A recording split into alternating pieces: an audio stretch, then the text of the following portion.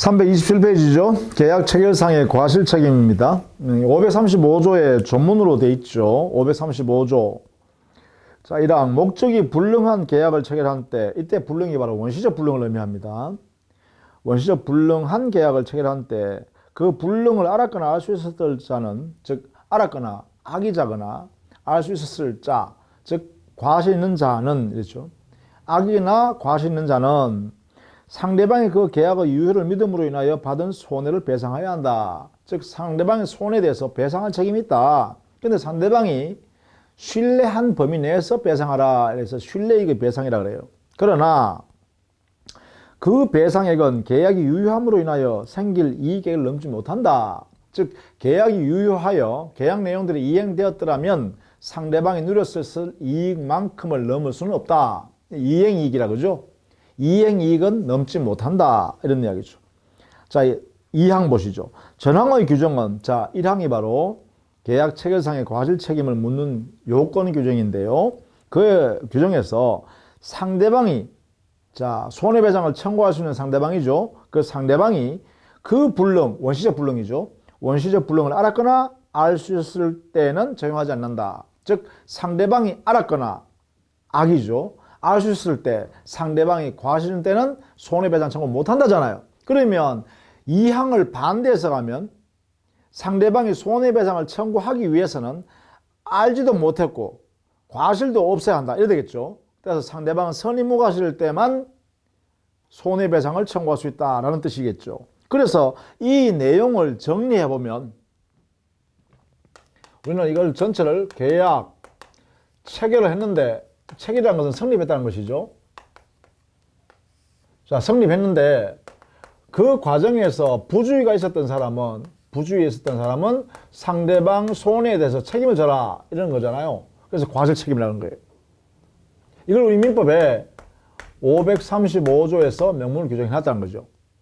그런데 이 책임이 발생하기 위한 요건은 보니까 첫 번째, 객관적으로요. 객관적으로 최소한 계약은 체결되어 있더란 거예요. 자, 계약은 성립해 있다 이 말이죠. 체결, 성립돼 있다. 성립돼 있는데 이 계약 체결된 내용을 보니까 원시적 불능이어서, 원시적 불능의 효과는 뭐예요? 무효잖아요. 무효. 그러면 이 계약이 무효인 계약으로 존재하는데 그 무효의 원인이 바로, 무효의 원인 원시적 불능이다 이 말이죠. 자, 계약은 성립했는데 원시적 불능 때문에 무효더라. 이런 상태를 갖추었을 때 우리는 객관적으로 요건을 갖추었다 이렇게 해요. 이게 이제 민법에 요구하고 있는 내용이라는 거죠. 첫 번째. 그 다음에 두 번째는 주관적으로는요, 즉 거기에 관여했던, 계약 체결하는 관여 당사자죠. 주관적 요건으로는 이 말이죠. 요건으로는, 자, 여기에, 자, 어느 일방과 그 상대방인 타방이 있겠죠. 이렇게 두 당사자가 있단 말이에요. 계약 당사자. 자, 일방은요, 이 원시적 불능에 의해서 계약이 무효가 된다는 사실을 알았거나 악의, 또는 알 수 있어야 돼요. 알 수 있었다. 과실이 되죠. 과실이 존재하는 거예요. 근데 상대방은요, 535조 2항에서 뭐라 했어요? 손해배상 청구할 상대방 타방. 이 사람은 뭐예요? 선의고 무과실해야 되죠. 즉 원시적 불능이라는 사실을 몰랐고, 모르는데 과실이 없어야 손해배상 청구할 수 있다는 거죠. 자, 이때 이 타방은 손해배상 청구하려고 하면 손해가 자기한테 발생했어야겠죠? 이렇게 해요. 자, 이때 이 내용은요, 바로 양 당사자한테 이러한 주관적 사유가 발생해야 되고, 이때 손해배상은 사실은 객관적인 거죠. 이 타방에게 손해가 발생되어 있다는 것은 객관적이죠. 그러나 선의무과실로 손해가 발생되어 있어야 돼요. 즉 원시적 불능이라는 사실을 몰랐고 모르는데 과실이 없는 상태에서 손해가 발생되었다, 이런 이야기죠. 이게 우리는 뭐냐면 주관적 요건이다. 왜 주관적이라고 하냐? 바로 계약 당사자, 사람에 대한 요건이기 때문에요. 그래서 주관적이라고 그래요. 자, 이 요건을 반드시 갖춰야 되네요. 그죠? 손해배상을 책임지는 사람은 악의 또는 과실해야 되고, 그 상대방 손해배상 청구하려는 한 사람은 자기가 손해가 발생한 것이 나는 선임무과실 상태에서 이루어졌다라고 할 때, 이럴 때 이제 요건을 갖추었다라고 할 수 있겠죠. 그러면 효과는요. 이런 요건을 갖추었을 때 효과는 이 타방이요. 손해배상을 청구할 수 있겠죠. 손해배상 관계가 발생합니다. 이렇게. 자, 이때 이 손해배상의 범위를 우리 민법에서는 일어났죠. 이행이익을 넘지 않는 범위 내에서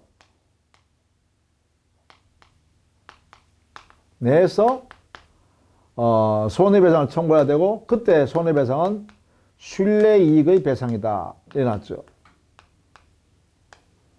여기에 배상 책임의 배상의 근거는 신뢰이익의 배상이에요. 자기가 믿었기 때문에 내가 발생한 손실, 그것을 청구한다 라는 것이에요. 그래서 신뢰이익의 배상인데, 이 신뢰이익은 아무리 커도요, 이행이익을 넘을 수는 없다는 거예요. 그 이행이익 범위 내에서만 신뢰이익 내로 배상하라, 이렇게 하는 거죠. 이렇게요. 자, 이런 내용의 관계를 우리는 계약 체결상의 과실 책임이라고 한다라는 것이에요. 그러면 우리 민법에 계약 체결상의 과실 책임에 535조가 적용되기 위해서는 반드시 객관적 요건을 뭐가 필요하다? 그래요. 일단 계약이 체결돼야 돼요. 계약이 체결되어야, 즉 성립해야 이 규정이 적용될 수 있어요. 그래서 우리 판례는요, 중요한 내용이죠. 판례는 계약 성립 전 단계에서 계약을 교섭하던 중에 부당하게 파기한 경우, 교섭 자체를 부당하게 파기한 경우, 이 파기로 인하여 상대방에게 손해가 생겼다.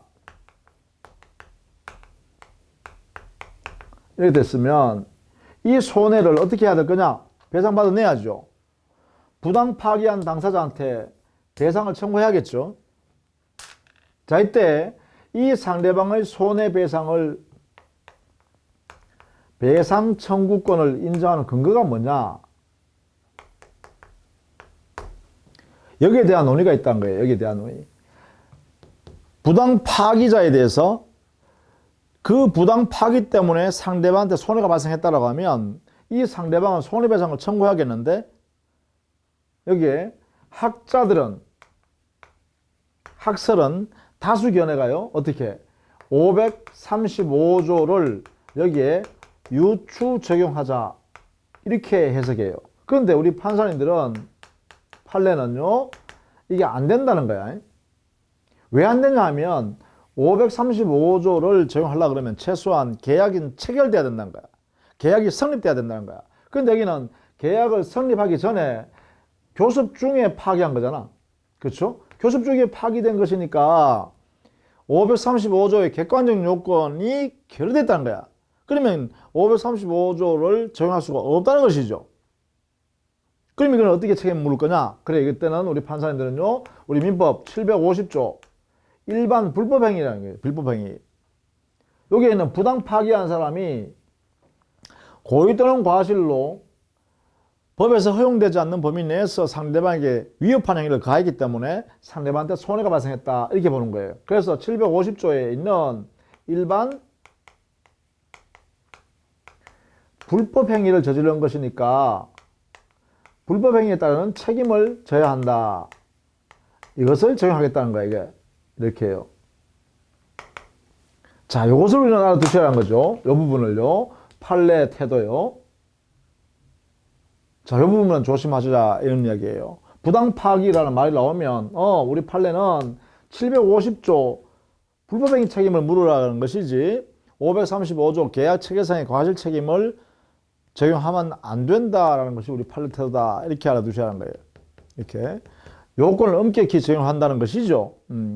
자, 이 내용이 우리 교재는 327페이지에 거기에 의 및 다음 페이지에 있는 328페이지의 요건과 효과, 그리고 양갈로 5번 제일 마지막 부분에 보세요. 535조의 확대 적용 여부에 대해서 보시면 정리해 놨습니다. 거기에 두 번째 줄에 다수설은 이 외에도 계약 체결을 위한 준비 단계에서의 과실의 경우 기타 내용에도 535조를 확대 적용할 수 있다라고 해석하죠. 그래서 심지어 이런 경우에도 적용하겠다는 거야. 계약은 성립이 안 됐지만 교섭 과정에서 부당 파기한 경우에도 역시 535조를 유추 적용할 수 있다는 게 학설이란 거예요. 그러나 우리 제일 마지막 줄에 판례는 원시적 불능의 경우에만 535조를 적용할 뿐 이래놨죠. 이 말은 곧 계약은 성립했으나 원시적 불능 때문에 무효인 계약이다 라고 할 때 그때 드디어 535조의 계약 체결상의 과실 책임을 적용할 수 있다는 것이죠. 그 외에는 적용할 수 없다는 것이기 때문에 그 다음 페이지에 우리 판례가 바로 이 부분입니다. 535조를 적용한 것이 아니라 750조 일반 불법행위에 관한 책임을 물어서 손해배상 책임을 물어라 이렇게 해석하고 있다는 것입니다. 이 부분을 잊으시면 안 돼요. 그 329페이지에 있는 판례 있죠? 이 판례는 전부 다 뭐예요? 이걸로 해결하는 거야. 750조에 있는 일반 불법행위 책임으로 물어야 한다라고 해석합니다. 이렇게 정리합니다. 자, 그 다음에 329페이지의 계약의 효력입니다. 계약이 일정한 성립 요건을 갖추어서 계약이 성립하면 계약의 내용대로 효력이 발생합니다. 이게요. 우리 민법 개별 규정에 예컨대 증여, 매매, 교환, 임대차 등등등 이러한 개별 계약에서 그 내용은 개별적으로 규정을 뒀습니다. 민법에. 그죠? 그러면 여기서 우리는 일반적으로 우리 계약이 가장 보편적으로 이루어지는 계약이 쌍무계약이죠. 계약이 체결될 당시에 양 당사자에게 대가적 채무가 발생한다. 대가적 채무가 발생해요. 이러한 내용의 쌍무계약에서 그 하나의 특성이 있는데 뭐냐? 이 대가적 채무 사이에는 아주 밀접한 관계에서 만들어지기 때문에 결연관계가 있다. 이렇게 해요. 그래서 쌍무계약에서의 가장 특성이 결연성입니다. 이렇게 쌍무계약의 특성, 여기는 채무 사이의 결연성이 있다 이런 이야기죠. 결연성. 이 결연성이 세 가지 면에서 발생해요. 하나는 성립상의 결연성, 또 이행하는 과정에서의 결연성, 또 채무에 존속하는 과정에서의 결연성. 너의 채무가 성립해야 내 채무도 성립한다라는 성립상의 결연성. 너 채무가 이행되어야 나도 이행한다라는 이행상의 결연성. 그리고 너 채무가 존속하니까 내 채무도 존속한다라는 존속상의 결연성. 물론 존속상의 결연성은 다른 말로는요, 소멸상의 결연성이기도 해요. 왜냐하면 너의 채무가 존속하니까 내 채무도 존속한다라는 결연성이면 너 채무가 만약에 소멸했다면 내 채무도 함께 소멸하자라는 결연성. 그래서 이 세 가지 형태의 결연성이 만들어집니다. 이것을 우리는 뭐라 그러냐? 쌍무계약의 특성이라 그래요. 특성, 이 결연성이. 자, 이 중에 말이죠. 여기에 성립상의 결연성은 너 채무가 성립되어 나와 있으니까 내 채무도 성립한다. 근데 너 채무가 성립하지 않았다, 무효가 됐다면 내 채무도 무효가 된다. 처음부터. 그러면 처음부터 무효가 됐을 때 계약은 성립했는데 너 채무가 무효고 내 채무가 무효면 그런데도 불구하고 손해가 실제로 발생된 당사자가 있다면 그 상대방은 어떻게 손해배상을 청구할 거냐? 그걸 우리는 여기서 문제되는 게 바로 계약 체결상의 과실 책임인 535조 문제로 다루었어요. 계약은 성립했는데 원시적 불능에 대해서 어느 일방이 악이나 과실이 있고 상대방은 선의 무과실인데 손해가 발생했다면 손해배상 책임을 져야 한다라고 민법에 규정을 뒀다는 거죠. 성립상의 결연성 때문에 그렇죠. 그 다음에 이행상의 결연성에서는 너 채무가 이행되어지면 내 채무도 이행되어지는 거다. 따라서 반대로 뒤집어 말하면 너의 채무가 이행되지 않는다면 내 채무도 이행되지 않는다. 이걸 말하느냐? 동시에 이행하자. 그래서 동시에 이행 안 하면 나 이행 안 한다 라는 권리를 여기서 발생하게 되죠. 이런 권리를 인정하게 되죠. 이게 민법 536조에 있어요. 이걸 동시행 항변권의 문제라고 합니다. 동시행 항변권의 문제. 그 다음에요, 너의 채무가 존속하니까 내 채무도 존속한다. 반대로 너 채무가 소멸한다면 내 채무도 함께 소멸해야겠다. 라고 하면, 만약에 너의 채무가 이유 없이 소멸했다면 내 채무도 이유 없이 소멸해야 된다. 누가 손해봐야 되니, 그러면? 당해 목적 물건이 없어졌을 때 누가 손해봐야 되니? 라는 위험 부담의 문제가 여기에 발생해요. 위험 부담의 문제. 이것을 우리 민법 537조, 538조, 여기서 우리 민법은 규율을 하고 있습니다. 위험 부담의 문제로서요. 그래서 각각 이렇게 해결했는데 우리는 이미 선임상의 결연성에 관련해서는 535조를 공부했죠. 계약 체결상의 과실 책임. 이행이 범위 내에서 신뢰 이익을 배상하라 이렇게 하는 거죠. 이렇게 했어요. 그러면 이행상의 결연성은 동시행 항변권 제도에 의해서 보호합니다. 이렇게 너 채무 이행되어지면 나도 이행할게. 너 채무 이행 안 되면 나도 이행 안 한다. 이거 문제와 그 다음에요. 종소상의 결연성. 너 채무가 존속하니까 내 채무가 존속하는데 네 채무가 소멸했다면 내 채무도 함께 소멸한다. 그러면 소멸했을 때 손실 위험을 누가 부담해야 되지? 라는 문제는 위험 부담의 문제로 다루면 된다. 그래서 요 두 가지를 우리는 지금부터 공부하려고 그래요. 자, 먼저 동시행 항변권.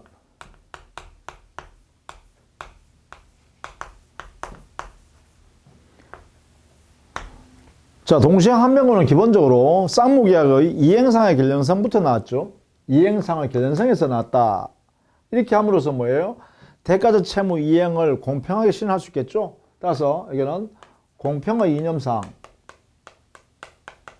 그렇게 함으로써 신의성실에 맞죠. 신의치에 근거해서 이 항변권의 제도가 만들어지게 돼요. 근거한 이론이다. 알겠죠? 다만 공평의 이념에 기초한 것이 유치권도 있긴 한데 우리가죠. 유치권은 물권이죠. 담보물권이에요. 그죠? 유치권은. 그러나 동시행 항변권은 채권적 권능이에요. 자, 이런 내용의 동시행 항변권은 기본적으로 거절 권능이에요. 자신의 채무 이행을 거절하는 거예요.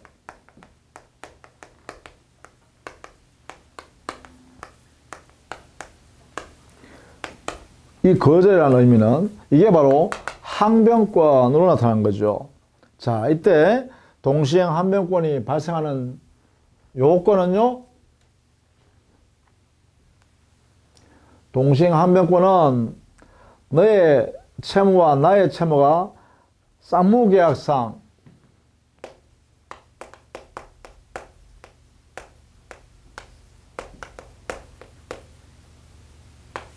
요건은 첫 번째 쌍무계약상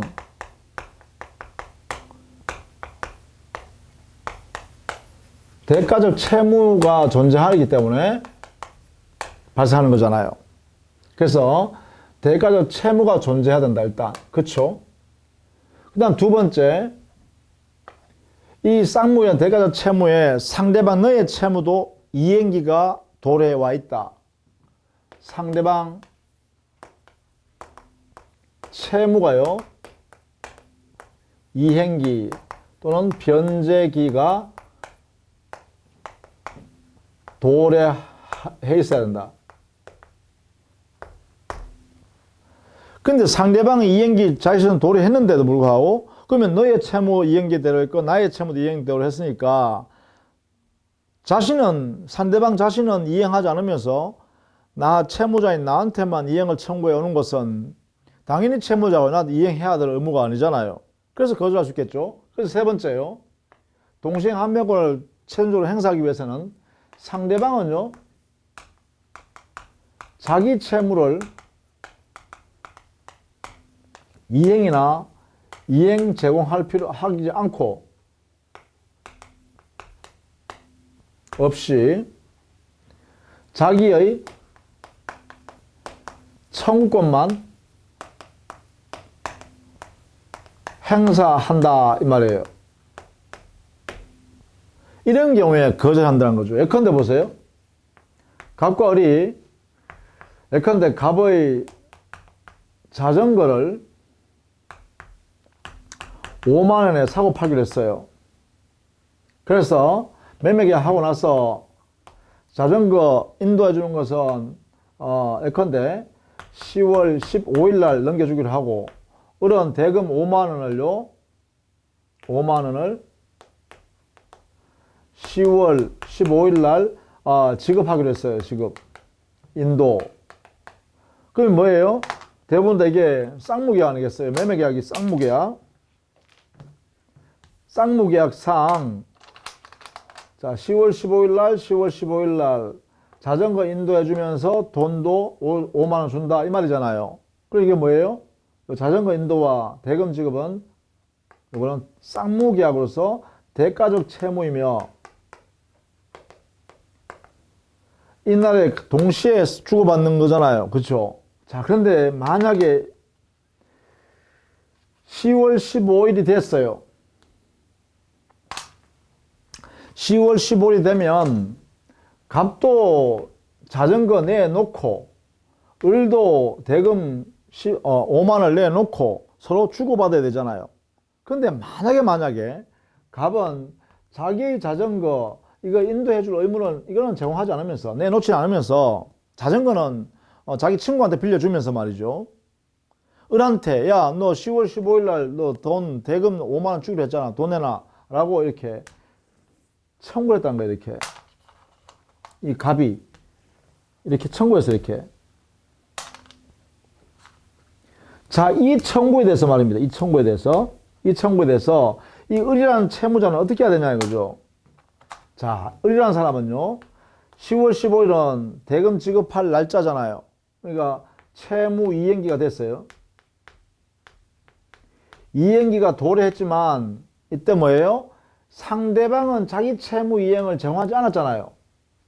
그렇다면 이 사람은 먼저 자기가 줘야 할 날짜라고 해서 5만 원 지급해야 되냐는 거죠. 이때는 자기의 채무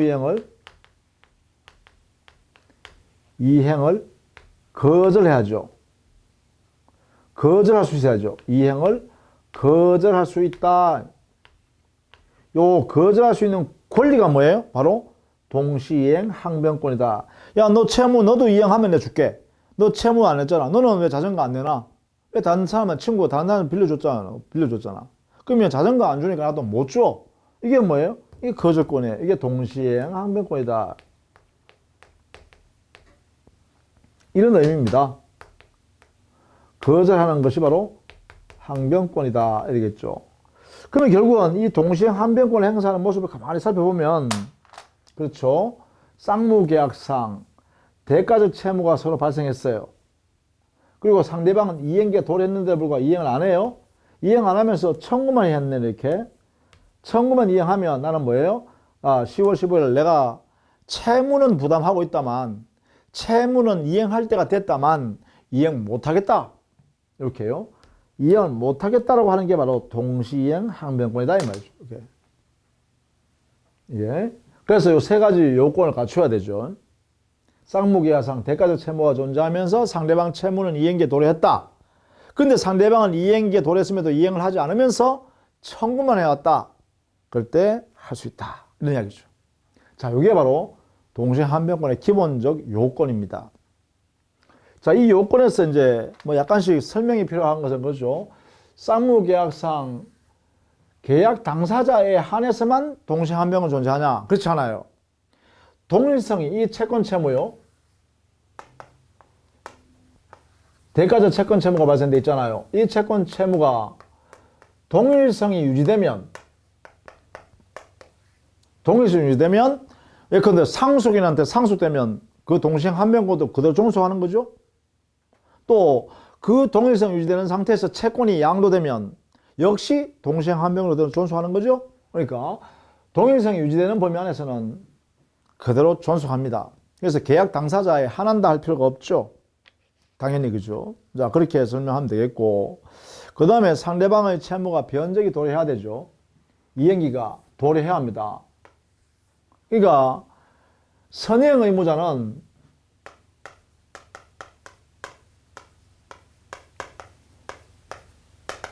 동시이행 항변권이 원칙적으로 없죠. 먼저 이행해야 되니까. 후이행 의무자한테, 나중에 이행해도 될 사람한테 야 동시에 이행하자, 나 내 채무 이행 안 할래, 이 말 못하죠. 자, 이게 원칙입니다. 단 여기 예외가 있어요. 요 예외를 꼭 알아둬야 돼요. 그게 뭐냐, 우리 민법에 있는 불안한 상태가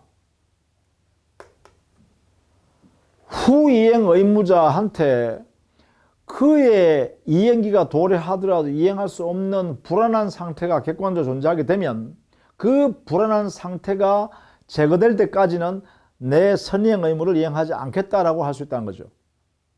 이게 불안의 항변권이라는 제도로 우리 인정되고 있어요. 민법에 이렇게 불안의 항변권으로 나타나 있어요. 명문 규정으로 인정해요. 상대방 이행이 곤란할 현저한 사유가 있을 때는 선이행 의무자라 하더라도 먼저 이행을 못하겠다 할 수 있다는 거죠. 그 불안전한 상태가 제거될 때까지는 이행하지 않겠다라고 할 수 있는 권리가 있어요. 그 다음에 두 번째는 우리 판례가 인정하는 사례가 있어요. 판례가. 그게 뭐냐면 선이행 의무자가 채무 불이행 중이에요. 채무 불이행 중에 상대방의 후이행 의무자의 채무 이행기가 도래했다라고 하면 이때는요, 그래요. 이때 동시이행 항변 관계가 존재하는 그날부터는 동시이행 항변권이 성립한다는 거죠. 우리 교재는요, 거기에 332페이지에 동그라미 2번 니은 동그라미에 A 동그라미 보시면 불안의 항변권, 이거는 민법 규정에 있는 겁니다. 그 다음 B 동그라미 선이행 의무를 지체하던 중, 이 지체가 바로 채무불이행이죠. 채무불이행으로서 이행 지체 중이에요. 상대방 채무 이행기가 도래했다. 그러니까 후이행 의무자의 의무 이행기가 도래했다면 그 도래한 그날로부터 선이행 의무자 채무불이행 중이더라도 그때부터 동시행 관계가 된다는 거죠. 그게 바로 매도인의 재산권 이전 의무하고 매수인의 선이행 의무 중에 매수인의 의무가 중도금 지급할 의무가 있죠. 이 중도금 지급 의무를 매수인이 채무불이행하던 중에 만약에 후이행 의무인 매도인의 재산권을 이전해 줄 의무가 딱 그 날짜가 도래했다라고 하면 이렇게요.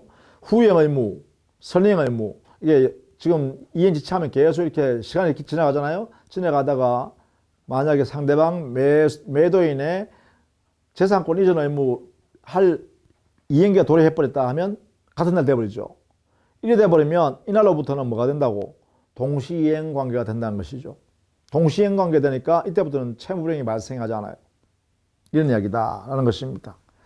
자, 이런 내용을 좀 조심해서 보시면 되겠죠. 자, 그 다음에요. 이러한 요건 하에서 동시행 항변권이 발생하면 일정한 효과가 발생합니다. 그 효력 관계를 한번 살펴보죠.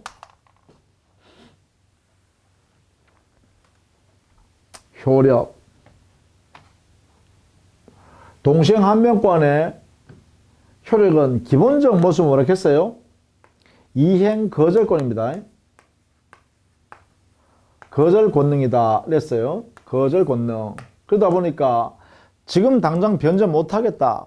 너 이행할 때까지 난 내 채무 이행도 뒤로 미루겠다. 그러니까 연기시키는 거예요. 채무 연기. 그래서 연기적 항변권을 행사하는 거다. 성질이 그죠? 연기시키는 거다, 연기. 이러한 성격을 갖고 있고요. 기본적으로. 그 다음에 이 동시행 항변권이 민법상에, 실제법상에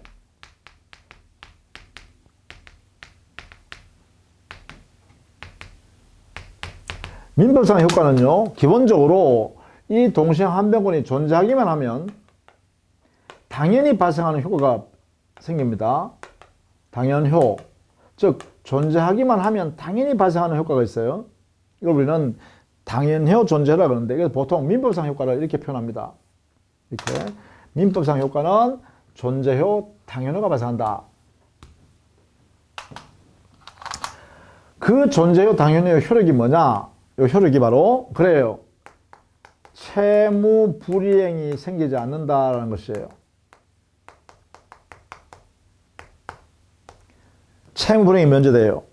이행기, 채무자의 채무 이행기가 도래했음에도 불구하고 이행하지 않는 거잖아요. 이행하지 않아도 그 채무자한테 동시행 항변권이 인정되게 되면 그 채무자는 채무 불이행 책임을 면제받아요. 그러니까 다른 말로 하면 채무 불이행에서 손해배상할 책임, 이 책임이 면책됩니다. 면책. 그 다음에 채무 불이행이 면제되니까 법정 해제권이 발생하지 않습니다. 이게 발생하잖아요.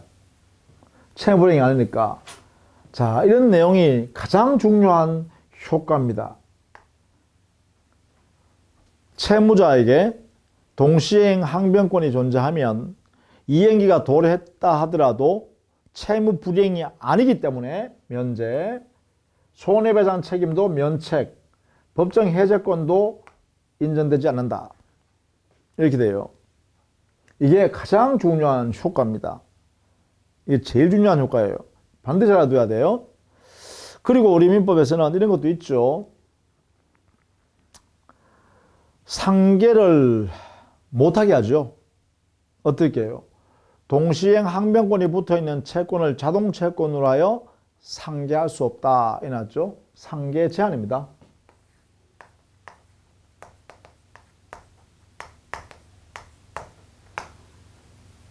동시행 항변권이 붙어있는 채권을 자동 채권으로 하여 상계하지 못한다. 이렇게 하고 있죠.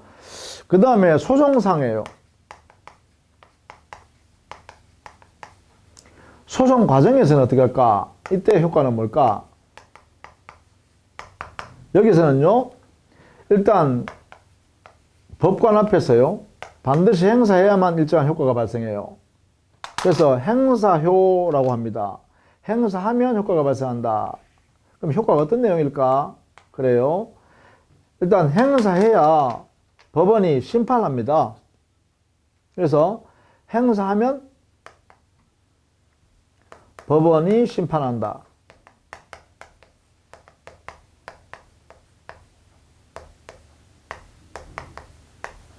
행사 안 하면 어떻게 되는데? 행사 안 하면 법원이 심리를 안 한다는 거예요. 심판 안 해준다는 거예요. 동시행 항변권이 있는지 없는지 부정해버립니다. 그냥 동시행 항변권이 있다는 걸 판사님이 알아도 그걸 판단해 줄 수 없다는 거예요. 피고인이 동시행 항변권이 있으니까 채무자니 동시행 항변을 행사해라 이런 말 못 한다는 거예요. 따라서 법원에 심판을 받으려고 그러면 행사해야만 이러한 효과가 발생하고 법원이 심판하면 이 내용이 인정되게 되면 판결할 때도요. 상환, 이행 판결, 상환 급부 판결 또는 상환 이행 판결이라고 그래요. 이런 판결을 내려요. 판사님이요. 이 말은 뭐냐? 주고받아라 이렇게 해석한다는 거죠. 이렇게. 일방적으로 피고는 원고에게 원고 주장대로 이행하라 이렇게 판결 내린 게 아니라 원고도 피고한테 주고 피고니도 원고한테 지급하라 이렇게 한다는 거예요. 서로 상환 이행하라 이렇게 판결한다는 거죠. 이 상환 이행 판결은요. 원고 일부 승소 일부 패소 판결이에요.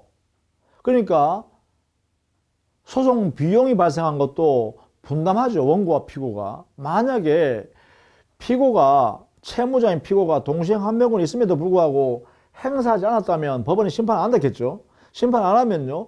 원고의 권리만 인정되기 때문에 피고에게 동시행 항변권이 있어도 무시해버리고 피고는 원고에게 원고의 청구 내용대로 이행하라 이렇게 판결해버려요. 그건 뭐예요? 원고가 전부 이겼죠. 원고 전부 순서 판결 내려야 되는 거예요.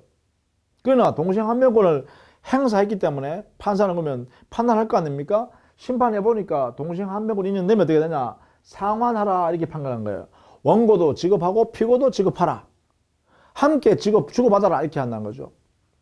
그것은 원고 일부 승소, 원고 일부 패소 이렇게 되는 것이기 때문에 소송 비용도 분담한다는 효과가 발생해요.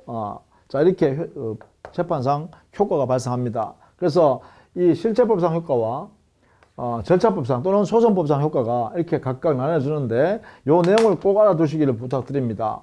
대단히 중요합니다. 민법상 효과는 채무 불이행 책임을 면한다.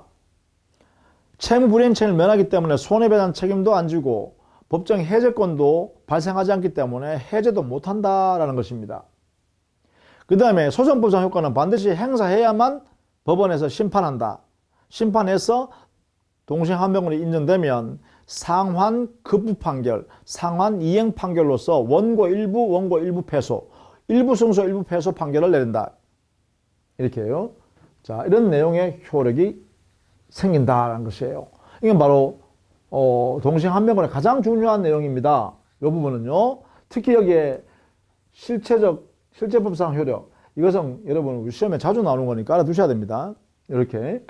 자, 이런 내용들이 우리 교재에는요, 334페이지에 효력 해가지고요, 첫 번째, 동그라미 1번에 이행 거절 권능이다 해놨죠. 즉, 연기적 항변권으로서 너 이행할 때까지 나도 내 채무 이행을 연기시킨다, 거절한다, 이렇게 해석할 수 있다. 니은, 소송법상의 효과는 행사효다 했어요. 행사효. 행사해야만 법원이 원용해서 판단한다. 그리고 원고 일부 승소, 일부 패소 판결을 하게 됩니다. 그 다음에 이행지체 저지효, 이게 바로 민법상의 2번 동그라미입니다. 민법상의 효과죠. 즉 존재효, 당연효로서 이행지체, 채무불이행으로서 이행지체죠.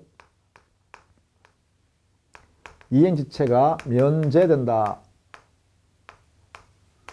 이런 내용입니다. 그 다음에 세 번째 상계금지효. 예컨대 동시행 항변권이 붙어있는 채권을 자동 채권을 해서는 상계할 수 없도록 해요. 우리 법의 규정에 의해서 이렇게 하고 있습니다. 이렇게 정리를 좀 해 두시면 좋겠다. 그 다음에 거기에 양갈로 4번은 동시행 항변권이 이제 확대 적용되는 예와 인정되지 않는 예를 정리해 놨죠. 거기에 보면 동시행 항변권 관계가 인정되지 않는 것 334페이지 제일 밑에요. 표 안에 있어요. 변제하는 경우에 담보권을 말소시키는 것. 예컨대 저당권 등기 말소해 주는 것, 뭐 양도담보권 등기 말소해 주는 것, 이런 것들이 있죠. 이거는 선후 관계입니다. 변제를 먼저 하고 그 다음에 등기를 말소해라 이렇게 하는 거예요. 너 등기 말소 동시에 안 해주면 나 변제 안 해. 이게 안 된다는 거예요. 그 다음에 변제와 채권자 가지고 있는 채권 증서 반환. 채무자가 돈을 빌릴 때요, 내가 너한테 돈 빌렸다라는 채권 증서를 하나 만들어 쓰죠. 뭐 차용증 이런 거 쓰잖아요. 차용증이나 현금 보관증이나 이런 거 써가지고 채권자한테 교부한단 말이에요. 자, 그럴 때 채무자가 그 채무를 변제할 때 채권 증서 안 주면 나 돈 못 주겠어, 나 못 갚겠어, 이렇게 하면 안 된다는 거예요. 왜? 변제가 먼저 해야 할 의무, 그 다음에 채권 증서 반환 후이행 의무예요. 그러면 1번과 2번 동그라미에요. 이런 경우 변제했는데도 불구하고 상대방이 등기 말소 안 해주면, 저당권 등기 말소 안 해주면 어떡하지? 내가 변제했는데도 불구하고 차용증을 반환 안 해주면 어떡하지? 이 문제 될 거 아니에요. 그죠? 그래서 변제와 동시에 해야 될 게 하나 있습니다. 채권자 사이에요.